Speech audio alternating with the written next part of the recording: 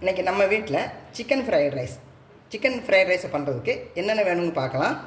இங்கே வந்து நிறைய வெஜிடபிள்லாம் போடுவாங்க. அப்படி வெஜிடபிள்லாம் போடாமல் இப்படி சிம்பிளாக பண்ணி பாருங்கள், ரொம்ப டேஸ்ட்டாக இருக்கும். இதுக்கு வந்து சிக்கன் வந்து நான் 3/4 கிலோ சிக்கன் வந்து எடுத்து வச்சுருக்கேன். நல்லா பொடுசாக வெட்டியிருக்கேன் பாருங்கள். இந்த அளவு பொடுசாக வெட்டிக்கோங்க. இப்படி பொடுசாக தான் இருக்கணும். அப்போ எல்லா பக்கமும் நமக்கு சிக்கன் கிடைக்கும். இப்படி சின்னதாக வெட்டிக்கோங்க. அதுக்கப்புறம் கேபேஜ், அதாவது முட்டைக்கோஸ் வந்து நீளமாக இப்படி வெட்டிக்கோங்க. வெங்காயம் நீளமாக வெட்டுவோம் இல்லையா, அது மாதிரி நீளமாக வெட்டிக்கோங்க. அது கூட 3 பச்சை மிளகாய், அதாவது நம்ம சாஸ் எல்லாம் போடுவோம், அதனால் 3 பச்சை மிளகாய் போதும். பூண்டு வந்து நிறைய தாராளமாக இப்படி பொடுசாக நறுக்கி வச்சுக்கோங்க. வெங்காயம் 2 மீடியம் சைஸ் வெங்காயம் வெட்டியிருக்கேன். முட்டை வந்து 5 முட்டை இதுக்கு எடுத்திருக்கேன்.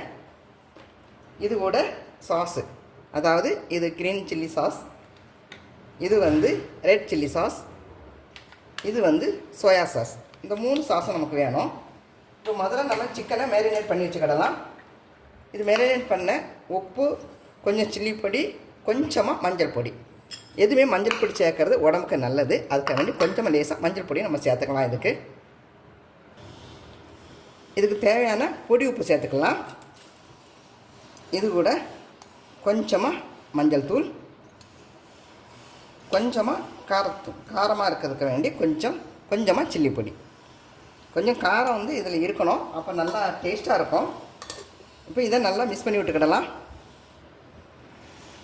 இது வந்து ஒரு அரை மணி நேரமாவது மேரினேட் பண்ணி இது இருக்கணும். உப்பும் இந்த காரமும் நல்லா சிக்கனில் போகட்டும். ஒரு அரை மணி நேரம் இதை நல்லா மிக்ஸ் பண்ணி மூடி வச்சுருவோம். அப்புறம் நம்ம இதை ஃப்ரை பண்ணிக்கலாம். இதை டீப் ஃப்ரை பண்ணணும்னு அவசியம் இல்லை, சாலோ ஃப்ரை பண்ணிக்கிடலாம். போன்லெஸ்ஸாக எடுத்துக்கோங்க, எலும்பு எதுவும் இல்லாமல். இப்போ இது நல்லா மிக்ஸ் பண்ணியாச்சு. இது மூடி வச்சுருவோம். இது மூடி இருக்கட்டும். இது ஒரு அரை மணி நேரம், குறைஞ்சது அரை மணி நேரம் இருக்கட்டும். அதை விட கூட கொஞ்சம் நேரம் இருந்தாலும் பரவாயில்ல, இருக்கட்டும். சிக்கன் மேரினேட் பண்ணி வச்சு 1 மணி நேரம் ஆச்சு. அதுக்குள்ளே நம்ம உதிரியாக சாதம் வடித்து எடுத்தாச்சு. நான் வந்து 1.5 கிளாஸ் ரைஸ் சாதம் எடுத்திருக்கேன். சாதம் வந்து உங்கள் டேஸ்ட்டுக்கு தகுந்தபடி கூட்டியோ குறைச்சா எடுத்துக்கிடலாம். இவ்வளோ தான் கணக்குன்னு அப்படி இல்லை. ஆனால் 75% தான் சாதம் வெந்திருக்கணும், உதிரியாக இருக்கணும். அதிகமாக குழஞ்சிட்டா டேஸ்ட்டு போயிடும். அதனால் கரெக்டாக வடித்து எடுத்துக்கோங்க. இப்போ நம்ம எடுத்து வச்ச சிக்கனை ஃப்ரை பண்ணி எடுத்துக்கிடலாம். இப்போ அடுப்பு பற்ற வச்சு அது சிக்கன் ஃப்ரை பண்ண ஒரு பாத்திரம் அடுப்பை வச்சாச்சு. சட்டி சூடாயிடுச்சு. இதில் எண்ணெய் சேர்த்துக்கலாம். நான் வந்து கடலெண்ணெய் சேர்க்குறேன். கடலெண்ணெய் சேர்த்துக்கோங்க, அப்போ தான் நல்லாயிருக்கும். எண்ணெய் சூடாயிடுச்சு. இப்போ நம்ம சிக்கனை சேர்த்துக்கிடலாம்.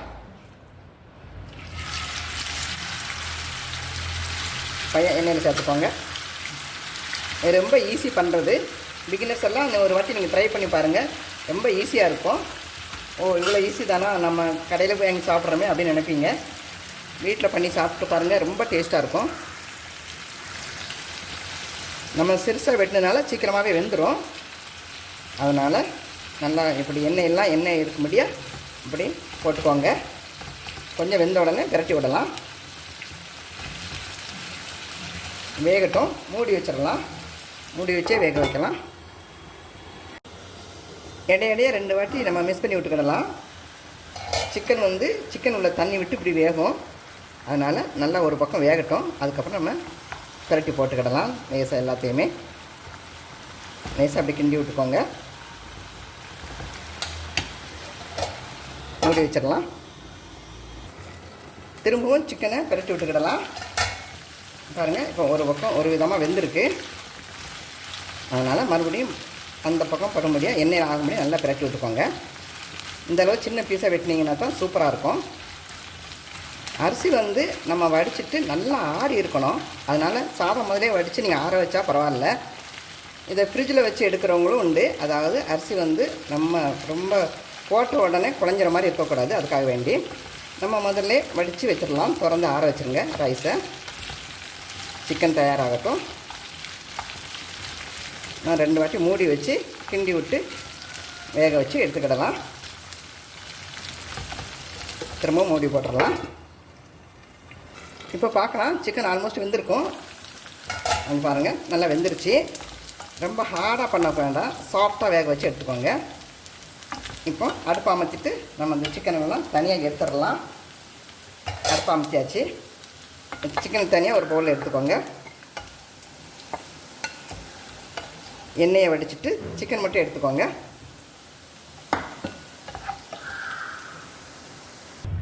சிக்கனை தனியாக எடுத்து வச்சாச்சு. சிக்கன் பொரிச்ச எண்ணெயிலே நம்ம முட்டையை வதக்கி எடுத்துக்கிடலாம். அதே எண்ணெய் தான் வச்சுருக்கேன் நான். அதில் எண்ணெய் இருக்குது ரொம்ப தாராளமாக. முட்டையை அதில் உடச்சி ஊற்றிக்கோங்க. இதில் முட்டையில் வேறு எதுவும் சேர்க்க போகிறதில்ல, கொஞ்சம் உப்பு மட்டும் தான் சேர்க்க போகிறோம்.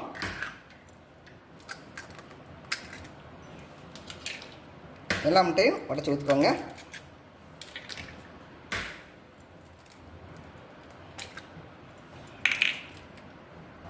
இதில் இந்த முட்டைக்கு தேவையான உப்பு மட்டும் சேர்த்துக்கிடுவோம். நல்லா மிக்ஸ் பண்ணி விட்டுக்கோங்க. முட்டையை நல்லா நம்ம வதக்கி எடுத்தாச்சு. இப்போ இதையும் தனியாக எடுத்து வச்சிடலாம். இதை இறக்கிட்டு இப்போ வேறு பாத்திரத்தை நமக்கு வைக்கலாம். அடுப்பில் முட்டையை இறக்கி வச்சாச்சு. இதில் வேறு ஒரு பாத்திரம் வச்சுக்கோங்க. கொஞ்சம் பெரிய பாத்திரமாக வச்சுக்கோங்க. நான்ஸ்டிக்காக இருந்தால் நல்லது, ஒட்டாமல் இருக்கும். இதுவும் கொஞ்சம் சூடாகட்டும். எண்ணெய் சேர்த்துக்கிடலாம். திரும்ப இதில் எண்ணெய் சேர்த்துக்கலாம். கொஞ்சமாக எண்ணெய் சேர்த்துக்கோங்க, ரொம்ப எண்ணெய் அவசியம் இல்லை. எண்ணெய் சூடாச்சு. இதில் நம்ம எடுத்து வச்ச பூண்டை மேலே சேர்த்துக்கிடலாம். பூண்டு தாராளமாக போட்டுக்கோங்க, நல்லா டேஸ்ட்டாக இருக்கும். இது வந்து சைனீஸ் ஐட்டம். சைனீஸ் ஐட்டங்கிறது வந்து பூண்டு வந்து ரொம்ப முக்கியம். தாராளமாக சேர்த்துக்கோங்க. பூண்டு ரொம்ப கருகின மாதிரிலாம் வேகக்கூடாது, ஜஸ்ட்டு வெந்திருக்கணும், அவ்வளோதான். பூண்டு இந்த அளவுக்கு வெந்தால் போதும். இப்போ நம்ம எடுத்து வச்ச வெங்காயத்தை சேர்த்துக்கிடலாம். வெங்காயமும் வேகட்டும். வெங்காயம் ஒரு விதம் வெந்தாச்சு. ஒரு கண்ணாடி பதத்தை வெந்திருக்கும் போது நம்ம எடுத்து வச்ச பச்சை மிளகாய் சேர்த்துக்கிடலாம். வெங்காயம் ப்ரௌன் ஆகலை, இந்த அளவுக்கு தான் வேகணும். இப்போ இதில் நம்ம எடுத்து வச்ச சாஸ் எல்லாம் சேர்த்துக்கிடலாம். ரெட் சில்லி சாஸு இது 2 ஸ்பூன் அளவு சேர்த்துக்கோங்க. இது வந்து 2 ஸ்பூன் அளவு எடுத்திருக்கேன் நான்.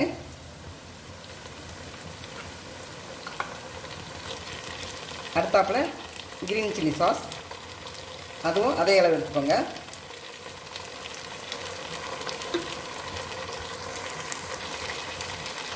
அடுத்து சோயா சாஸ் பார்த்து சேர்த்துக்கோங்க. இப்போ எல்லாம் மிக்ஸ் பண்ணி விடலாம். சோயா சாஸில் உப்பு இருக்கும், அதனால் நம்ம இந்த கேபேஜை போட்டு வேக வைக்கும்போது உப்பு கொஞ்சம் குறைய போடணும். நம்ம சாதத்துக்கு உப்பு போட்டாச்சு, முட்டைக்கு உப்பு போட்டிருக்கோம், சிக்கனுக்கு உப்பு சேர்த்துருக்கோம். இப்போது நம்ம இந்த வேக வைக்கிற இந்த வெஜிடபிளுக்கு தகுந்த உப்பு சேர்க்கணும். எண்ணெயிலே இந்த சாஸ் எல்லாம் நீங்கள் ஊற்றுனீங்கன்னா நல்ல ஒரு வாசனை இருக்கும். எண்ணெய் அது கொஞ்சம் வேகணும்.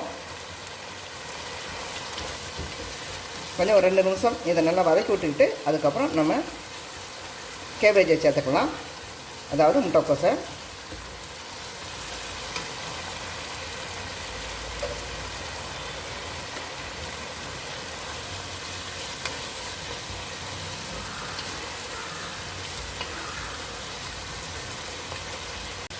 இது 2 நிமிஷம் ஆயிடுச்சு. இப்போ இது கொஞ்சம் வெந்துருச்சு. இப்போ நம்ம எடுத்து வச்ச முட்டைக்கோஸை சேர்த்துக்கலாம். இது வெந்தால் கொஞ்சம் ஆயிரும், ரொம்ப இருக்குன்னு நினைக்காதங்க. நம்ம வேறு எந்த காய்கறியும் சேர்க்குறதில்ல. இதுதான் இதுக்கு டேஸ்ட்டு கொடுக்கக்கூடியது. மற்ற காய்கறிகள்லாம் சேர்த்தா அது வெஜிடபிள் பிரியாணி மாதிரி ஆயிரும். சிக்கன் ஃப்ரைட் ரைஸ்னால் இதுதான் இருக்கணும்.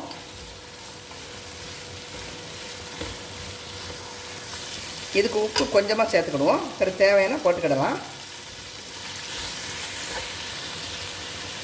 இடையிடையே கிண்டி விட்டுக்கோங்க. நம்ம தமிழ்நாட்டில் சிக்கன் பிரியாணி ஃபேமஸ் மாதிரி பாம்பேயில் இந்த சைனீஸ் ஐட்டம்லாம் ரொம்ப ஃபேமஸ்ஸு. சிக்கன் ஃப்ரைட் ரைஸ்லாம் அங்கே சூப்பராக இருக்கும். இதே மெத்தட் தான் பண்ணுவாங்க. நீங்களும் இதே போல் பண்ணி பாருங்கள். இதில் ஒன்று மெயினாக ஒன்று சேர்க்கணும், அதுதான் இதுக்கு வேணும். ஆனால் அது எனக்கு இங்கே கிடைக்கல. அதாவது ஸ்ப்ரிங் அனியன். வெங்காயத்தூள். அது வந்து இறக்கும்போது போட்டு இறக்குனா சூப்பராக இருக்கும். அது கட்டாயம் வேணும். ஆனால் எனக்கு இது கிடைக்கல. உங்களுக்கு கிடைச்சா நீங்கள் இறக்கும்போது அதை பொடுசாக வெட்டி அதை போட்டு கிண்டி இறக்குங்க. கேபேஜ் நல்லா வெந்துருச்சு. இப்போ இது கூட நம்ம வடித்து ஆற வச்ச சாதத்தை நல்லா சேர்த்துக்கிடலாம். நல்லா ஆறி இருக்க சாதம். இப்போ இந்த சாதத்தை சேர்த்துக்கிடுவோம். சாதத்தை சேர்த்துட்டு பைய கிண்டி விடணும். சாதம் உடையாத அளவுக்கு கிண்டி விட்டுக்கோங்க. பிரியாணி மாதிரி தான் உதிரி உதிரியாக இருக்கணும். கிண்டி நம்ம சேர்த்துக்கிடலாம்.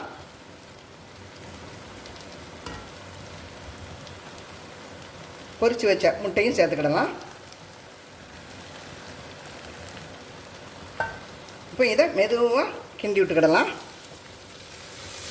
இப்படி பெரிய பாத்திரம் வச்சு கிண்டினா தான் உங்களுக்கு ஃப்ரீயாக கிண்ட முடியும். சின்ன பாத்திரம்னா அது கிண்டும்போது சாதம் உடஞ்சிடக்கூடாது. இப்படி பையா எல்லா பக்கமும் நம்ம கேபேஜி மசாலா எல்லாம் இருக்கும்படி லேசாக கிளறி விட்டுக்கோங்க. அதாவது முட்டைக்கோஸும் எல்லா பக்கமும் இருக்கணும். மசாலாவும் இருக்கும் எல்லா பக்கமும். இதே மாதிரி நீங்கள் பண்ணி பாருங்கள். பிள்ளைகள் கடையில் ஹோட்டல் வாங்க வேண்டாம், அம்மா நீங்கள் பண்ணுங்கள் அப்படின்னு சொல்லுவாங்க. அந்தளவு டேஸ்ட்டாக இருக்கும். சிக்கன் வந்து ரொம்ப ஹார்டாக பொரிக்காதங்க. சாஃப்டாக இருக்கும்போது சிக்கனை எடுத்துடணும். ஒரு சூப்பரான ஃப்ரைட் ரைஸு 10 நிமிஷத்தில் ரெடி ஆகிரும்.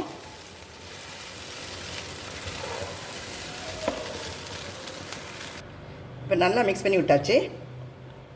இந்த ஸ்டேஜில் உப்பு உங்களுக்கு குறையாக இருந்தால் லேசாக நாங்கள் பொடி உப்பு நாங்கள் தூவி நீங்கள் லேசாக கிளறி விட்டுக்கிடலாம். இதே மாதிரி நீங்கள் சமைச்சு கொடுத்தீங்கன்னா பிள்ளைகளுக்கும் சாப்பிடுவாங்க, பெரியவங்களுக்கும் நல்லாயிருக்கும். ஈஸியாக பண்ணக்கூடியதை நம்ம ஹோட்டலில் போய் வாங்குகிறோமே நினைப்பீங்க. இதே மாதிரி இந்த வெஜிடபிள் மட்டும் போட்டு பண்ணுங்கள், சூப்பராக இருக்கும். இதை மாதிரி சிக்கன் ஃப்ரைட் ரைஸ் உங்கள் ஃப்ரெண்ட்ஸ் யாரும் கேட்டாங்கன்னா நம்மளோட அந்த பதிவை அவங்களுக்கு ஷேர் பண்ணுங்கள். உங்களுக்கு தினசரி புது புது டிஷ் வேணும்னா நம்மளோட பேஜை ஃபாலோ பண்ணுங்கள். எந்த சமையலும் பொறுமையாக சமைச்சா அருமையாக இருக்கும். தேங்க்யூ ஃபார் வாட்சிங்.